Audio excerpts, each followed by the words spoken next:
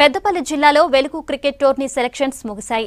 Godavarikhani, Singareni GM colony grounds లో పెద్దపల్లి, మంతని, రామగుండం నియోజకవర్గాల టీంలను select చేశారు. సెలక్షన్స్ కు ఎక్కువ మంది రావడంతో నియోజకవర్గానికి 2 టీమ్స్ ను ఎంపిక చేశారు. దీంతో క్రీడాకారులు హ్యాపీగా ఫీల్ అయ్యారు. వెలుగు టోర్నీ గ్రామీణ ప్రాంతాల యూత్ కు ఎంతో ఉపయోగపడుతుందన్నారు TBGK central committee deputy general secretary Mallikarjun. ముఖ్యంగా వివేక్ వెంకటస్వామి గారికి నేను ప్రత్యేకంగా ధన్యవాదాలు తెలియజేస్తున్నాను. ఎందుకంటే ఈ జిల్లాను సెలెక్ట్ చేసుకొని 3 కాన్స్టిట్యుయెన్సీలో ఉన్నటువంటి యువకులకందరికీ కూడా క్రికెట్ టోర్నమెంట్లో ప్రావీణ్యత కల్పించాలి.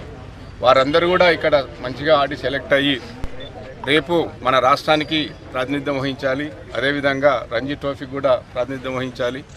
అదేవిధంగా రేపు పొద్దుగాల మన కంట్రీ కూడా ప్రాతినిధ్యం వహించాలనే ఉద్దేశంతో చక్కటి కార్యక్రమం చేపడుతున్నారు.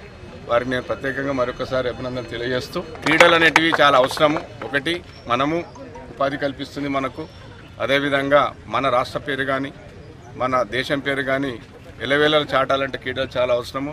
నా టాలెంట్ నిరూపించుకోవడానికి ఇది ఒక మంచి అవకాశం. ఈ అవకాశం ఇచ్చిన సార్లకి అందరికీ కూడా నాకు కృతజ్ఞతలు. నేను V6 వెలుగు తరపున ఇది ఒక మంచి మారుమూల గ్రామం నుండి వచ్చిన యువకులకు అందరికీ ఇది ఒక మంచి అవకాశంగా నేను అనుకుంటున్నాను.